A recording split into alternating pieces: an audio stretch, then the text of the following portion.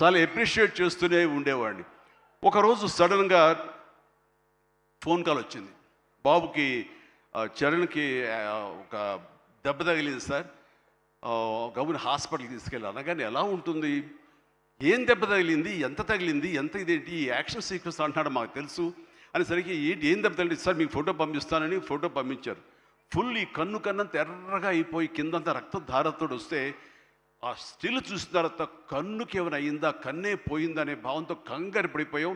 వాళ్ళ అమ్మకి చూపించాలా చూపించకూడదా అని చెప్పేసి ఏంటంటే ఇది బాబు హాస్పిటల్ చిన్న ట్రీట్మెంట్ అంట, ఏదో చిన్న ఇదంట అని అన్నానే. కానీ ఆ డాక్టర్ మన సుధాకర్ ప్రసాద్ గారు, ఆయన కాస్మెటిక్ సర్జన్, ఆయన చూసి ఆయనతో మాట్లాడిన తర్వాత చాలా అదృష్టం అండి, కన్ను గుడ్డు పోవాల్సింది పోకుండా ఐబ్రోకి కింద నుండి బోన్ దగ్గర అవతల ఒక డ్రెస్లర్ ఒక గుండు వచ్చి హిట్ చేసింది, అది కట్ అయింది కిందంతా, అంతే తప్ప ఇంకేం కాలేదు. అవి నేను ఎలాంటి ఇబ్బంది లేకుండా నేను స్టిచెస్ చేస్తున్నాను అని చెప్పేసి అంటున్నాడు. ఒక 7-8 పడ్డాయి ఫీచర్స్. ఆ తర్వాత అన్న తర్వాత ఒక సై ఆఫ్ రిలీఫ్ అమ్మాయి అప్పుడు చెప్పిన వాళ్ళ అమ్మకి పెద్ద ప్రమాదం ఏం కాదని చెప్పేసి. సో అలాంటివి ఉన్నప్పుడు, అంత కష్టం తీసుకుంటున్నప్పుడు నేను బాధపడే కంటే కూడా సంతోషపడ్డాను ఎస్ అని. ఇలాగా ఇది జరుగుతున్నప్పుడు నాకు ఒక పాత ఇన్సిడెంట్ ఒకటి గుర్తుకొచ్చింది. గూండా సినిమా, అది 1983 ఎండ్లో అనుకుంటా, బహుశా నాకు ఇంకా అప్పుడు చరణ్ పుట్టలేదు, మరి కడుపులో పడ్డాడేమో తెలియదు నాకు.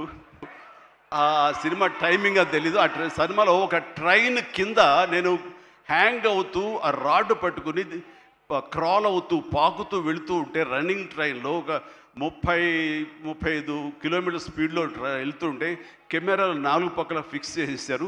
అలా చేసుకుంటూ వెళ్ళిన తర్వాత అక్కడ మా నాన్నగారు ఉన్నారు. ఆయన అప్పుడప్పుడు నా షూటింగ్స్కి వస్తుండేవారు, రాజమండ్రి అటు వెళ్ళినప్పుడు. ఆయన చూసిన తర్వాత ఎందుకో కడుతారు, ఏ డూపో లోపల పడుకుంటాడేమో అనుకుంటే నేనే పడుకునేసరికి నాన్న కంగారు పడ్డారు. ఒక 2 కిలోమీటర్ల తర్వాత బండి ఆగింది. అక్కడి నుంచి మళ్ళీ తిరిగి వెనక్కి వచ్చేసరికి నాన్న కంగారుగా, ఇంత కష్టం పడాలా నువ్వు, ఇలా చెయ్యాలా, ఇలాంటి షార్ట్గా డూప్లు ఉంటారు కదా, నువ్వెందుకు వెళ్ళాలి, ట్రైన్ కింద నువ్వు దూరటం ఏంటి, వెళ్ళటం ఏంటి, ఒక 3 ఇంచెస్ కిందకి వెళ్తే కంకర్రాళ్ళు తగులుతుంటాయి కదా, ఏమైపోతావు అని చెప్పేసరికి, నాన్న ఇలాంటి చేయకపోతే కనుక మరి నా అభిమానులు ఎలాగా ఆనందపడతారు, వాళ్ళని అలరించడం కోసం నేను చెయ్యాలి, మీరు ఇలాంటివి చెప్పి నన్ను డిసప్పాయింట్ చేయకండి, మీకు తెలియదు ఊరుకోండి, ఏం పర్లేదు, ఏం కాదు, అన్ని రకం జాగ్రత్తగా ఉన్నాం కదా అంటే, ఇప్పుడున్నంత సేఫ్టీ హార్నెస్లు కానీ సేఫ్టీ ప్రికాషన్స్ కానీ ఆ రోజులు లేవు. మన చేతి బలంతో హ్యాంగ్ అవుతూ వెళ్ళాలి. అండ్ అది చూసిన తర్వాత నాన్న ఒక మాట అన్నారు, రేపు పొద్దున అమ్మాయి కడుపుతో ఉంది, అది అమ్మాయి పుడతారు అబ్బాయి పుడతారు మాకైతే తెలియదు, కానీ వాడు అబ్బాయి అయితే కనుక వాడు రేపు పొద్దున సినిమాలోకి వస్తే కనుక వాడు స్టార్ అయితే, వాడు ఇలాంటి కష్టాలు పడితే, ఇలాంటి దెబ్బలే తింటే నా బాధ ఏంటో నీకు అప్పుడు తెలిసి వస్తుందిరా అని చెప్పి నాన్న అన్నప్పుడు లేదు. ఈ కంటి మీద దెబ్బ తగిలింది, మణికట్టు ఫ్రాక్చర్ అయ్యింది అని అన్నప్పుడు నాకు మా నాన్నగారు గుర్తుకొచ్చారు. ఆయన ఆ రోజే అన్నారు, ఆయన నోటి వాక్యం, ఆయన నోటి ఇది, ఆయన బాధతోటి ఉద్వేగంతో అన్నా సరే, ఈ రోజున నా బిడ్డ కష్టానికి ప్రతీక, ఏది ఈజీగా రాదు, nothing is short cut, nothing comes, అడ్డదారులు ఏది రాదు, ఆ కష్టపడితేనే వస్తుంది. ఎస్, అలా కష్టపడ్డాడు. ఈ సినిమాకి అంత మన్నలను పొందారు మీరందరి చేత. ఈ రోజున పెద్దయే అనిపించుకుంటున్నాడు, రామ్ చరణ్ కాదు అనేలాగా ఉంది అంటే కనుక అది చాలు. ఆ బిడ్డకు ఆశీస్సులు మీ అందరి నుంచి. ఇలాగే ఉంటాం మేము. ఎప్పుడు కష్టపడ్డ ఒకటే నమ్ముకున్నాము, కష్టపడతాం తప్ప ఏది షార్ట్ కట్లో కావాలని కోరుకోవు, ఒళ్ళు వంచి పనిచేస్తాం. ఈ రోజుకి అదే.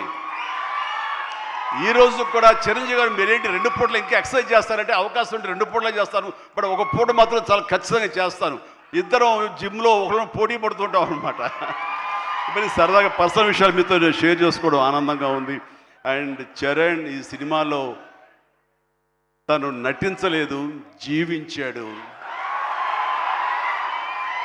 అందుకనే ఇక చిరంజీవి కాదు, తను చరణ్ జీవి అని మీ నుంచి వచ్చిన మాట ఇది. నిన్న కూడా ఢిల్లీలో పిఎం గారు నరేంద్ర మోడీ గారితో పాటు తను కూడా ఒక కాంక్లేవ్లో పాల్గొన్నాడు. రిపబ్లిక్ టీవీ కాంక్లేవ్లో పాల్గొన్నప్పుడు వాళ్ళు కొత్త కాయినేజ్ పెట్టారు, న్యూ ఏజ్ మెగాస్టార్ అని. ఎస్, మనం ఇలాంటి అవకాశం